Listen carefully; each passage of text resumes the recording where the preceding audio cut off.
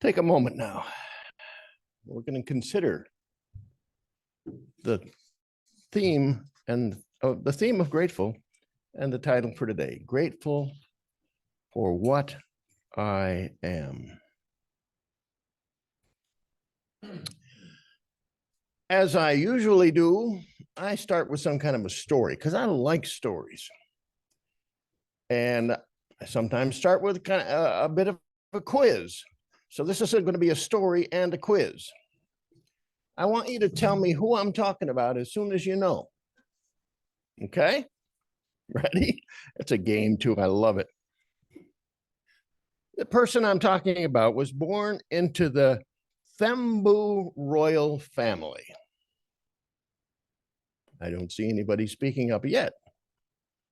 He was destined to be a privy councillor in the Thembu house. As a child, he became a person of faith, going to a Methodist school and finding that what he learned there was fundamental to his belief. Oh, you know now that it's a him. Nobody yet? Well, in that education to become a part of the Thembu house didn't seem to fit him, and he ran away as a young man. Left that Thembu house, a house of privilege, a house of esteem. He got educated even more and eventually became a lawyer. Well, you're going to get it with the next clue. He became an activist opposing apartheid in South Africa. Nelson Mandela. Jim, we need you here for other reasons than just playing the piano. Let me go on a little bit. Of course, you know that he was convicted of treason at one point because the apartheid government didn't like his opposition. And he was imprisoned for about 20 years. And you also know that at one point he was released. And then not that long afterwards, he became the first president of South Africa in a democratic election. And being president, he established what we now know as the Truth and Reconciliation Commission, which addressed all of the abuses of the past and looked at reconciliation. And then, of course, he was recognized as one who served the cause of peace by receiving the Nobel Peace Prize. Throughout all of this, he said numerous times, I just could not do otherwise. He became aware of what he was, and he could not do otherwise. So today we're talking about being grateful for what I am, and that's going to take a little unpacking. So I've chosen 3 of the wonderful attributes that we work with in Unity often, and we're going to unpack those a little bit for you. But let's talk about Unity basics and Unity teaching just a little bit to start with. In Unity, we know that we are a divine creation, that we are made in the image and likeness of the divine, that we are perfect in that creation, though it doesn't always show here and now yet, and that we have choice. We know that the term I am is important to us. Of course, we first ran into that term when Moses was in the wilderness and asked that burning bush and that energy, that divine energy there, who it was. And that energy says, I am that I am.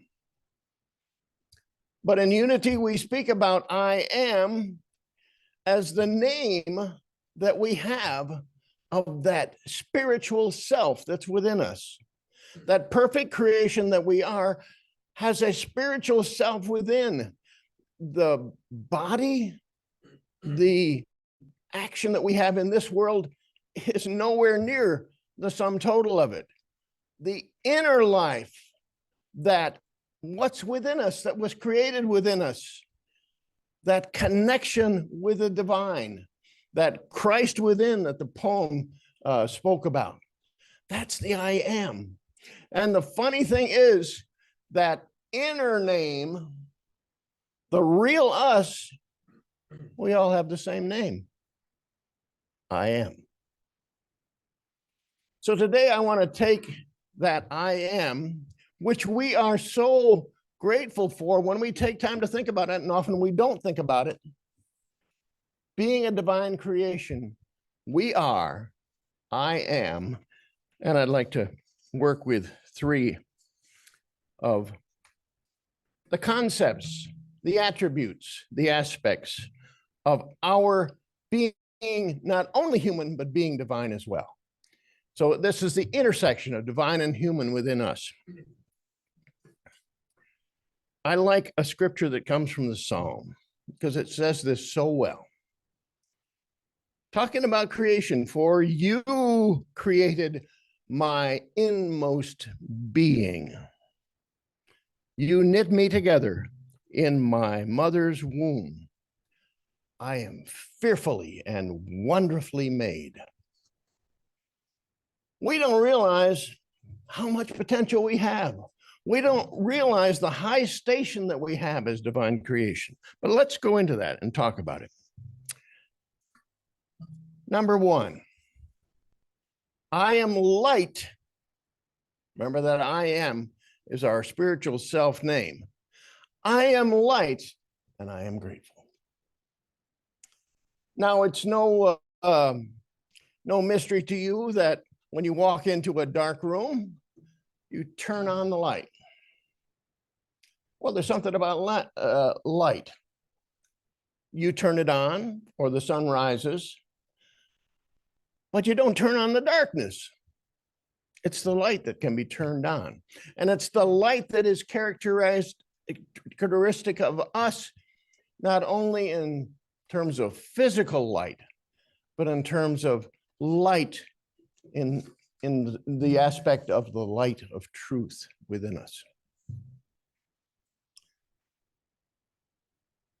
Today, November 12th, is a holiday for one spiritual tradition in the world, and it's a festival of light. And that tradition is Diwali. Anybody ever heard that? Diwali. It's the Hindu festival of light. And what I love about it is that it's a celebration of light over darkness, good over evil, knowledge over ignorance. That's our heritage, that light that we bring into the world. Remember the Christian scripture that says, you are the light of the world. Not Jesus just saying, I'm the light of the world, worship me. No. You, that divine creation here now, you are the light of the world. When I think of light in the spiritual sense, I think of understanding. I think of wisdom. When I think of understanding, I think of that divine ability to know and to perceive. We know so much more than we think we know. And we so infrequently open ourselves to the divine knowing, again, that comes from within and our connection with the divine. We are able to know, and being light, we can bring that into our lives and into the world. And then there's wisdom, of course. This is the working out of that understanding, of that light that is within us. The ability to evaluate something, to be discerning, to appraise something and know the next step to take and to apply what we know. Yes, you are the light of the world. I am the light. So if I would say about light, I would say light, divine light. I am that, and I am grateful. Let's move on to another one of those truths, another aspect, and that's the very common one, love. I am love. Now, I'm not talking about little love. I'm not talking about the love of ice cream or the love of swimming or the love of a particular place in nature. Not even the love of one for a spouse or for a child. I'm talking about big love. And it's sometimes hard for us to open our minds enough to know the fullness of love. We talk about it in some terms that, love is the energy that it constitutes the very universe, but that's a little bit of an abstract thought.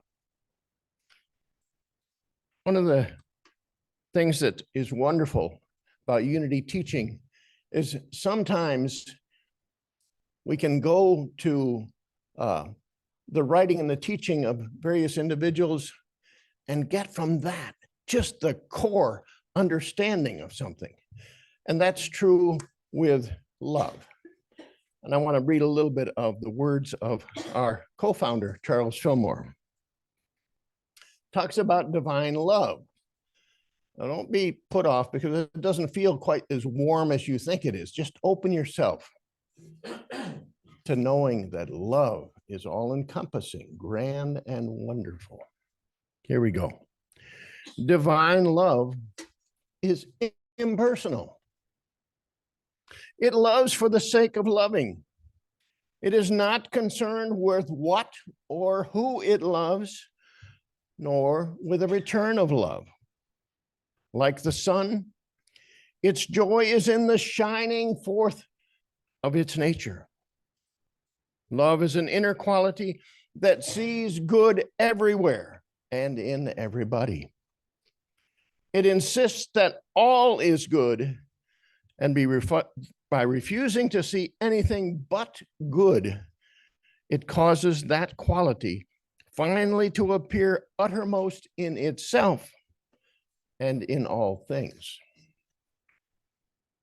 We can get a handle on divine love, it will be uppermost in our life. That will not only change our life, it will change the world. So we say about love, divine love, I am that. I am love, and I am grateful.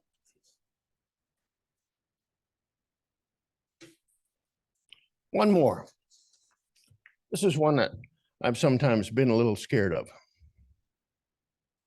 I am power. I'm not talking about power that dominates somebody. Not talking about having power that lets you control people, perhaps a whole society or a whole nation. Talking about power, divine power, in a bit of a different sense. Two ways I look at it: mastery and control. Mastery, I'm talking about self-mastery here. The lifelong journey that we all have to achieve some level of self-mastery. Problem is we don't always believe that we can, and so we don't get as far along the road as we might. And then control. No, we're not talking about controlling somebody else, that codependent behavior that has control and grasps control and can't seem to let go. We're talking about, again, self-control. Control of my own sphere, using that discernment that we talked about when we talked about wisdom, using that to alter, to give direction to our lives that also bleeds out into the greater world. Now, this power is not meek, but bold. Some of you might have been at Saturday Soul Boost, 4 o'clock Saturday on Zoom every week. It's kind of a little bit of a preview, but it's also where I really get a great sense of how people are connecting with what I hope to say. So yesterday in Saturday Soul Boost, I talked about myself a little bit, an example that I have. I have never sought to be powerful. I thought there was something wrong with that. But in the last, maybe it's coincidental, coincides with this message today. In the last 3 or 4 days, I've realized that my power, my ability to achieve mastery, my ability to control my own sphere, my ability to be great, I've kind of shut that off at the pass. So I take this word to myself as well, that power, I am power. I love a reading that many of you will probably know, but I like it so much that I want to read it again. And it relates to this idea that I am power. Actually, it comes from something that Nelson Mandela said when he was installed in office. But it wasn't his words. It was the words of Marianne Williamson. Our deepest fear is not that we are inadequate. Our deepest fear is that we are powerful beyond measure. It is our light, not our darkness, that most frightens us. We ask ourselves, who am I to be brilliant, gorgeous, talented, fabulous? Actually, who are you not to be? You are a child of God. Your playing small does not serve the world. There is nothing enlightening about shrinking so that other people won't feel insecure around you. We are all meant to shine as children do. We were born to make manifest the glory of God that is within us. It's not just in some of us, it's in everyone. And as we let our own light shine, we unconsciously give people permission to do the same. As we are liberated from our own fear, our presence automatically liberates others. Power. I am that. I am power. And I am grateful. Put together a key spiritual truth. Maybe if you remember this will help to bring out in you some of these truths that we've discussed today. Knowing that what I am, knowing what I am, and remember we're talking about grateful for what I am, knowing what I am, a divine expression. I illuminate, there's light. I unify, there's love. And give direction to my world, there's power. So be unapologetically light. Be yourself. Be like Nelson Mandela, who said, I could not do otherwise. This is what I am, and I'm going to live it out. How do you do that? Back to that, not apologizing for being light. If you know that this is what I am, it just strikes home to the core of your being. Don't be apologetic. Don't be afraid to speak it out. You don't have to be abrasive, but don't be afraid to speak it out. I am light. with regard to love, one of the best things I can think of is to say, what can I do to create harmony in this situation? Marianne, you're with us today. Harmony, is your word. What can I do to create harmony? Because I am love. And finally, enough of this shrinking violet stuff. I am power. Recognize and put to work that attribute, that aspect. I am love.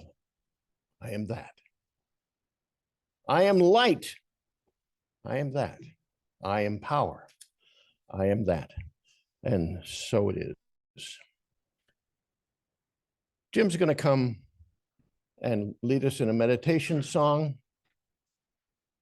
And then we'll have some time in quiet together. Jim, I'll hand it over to you.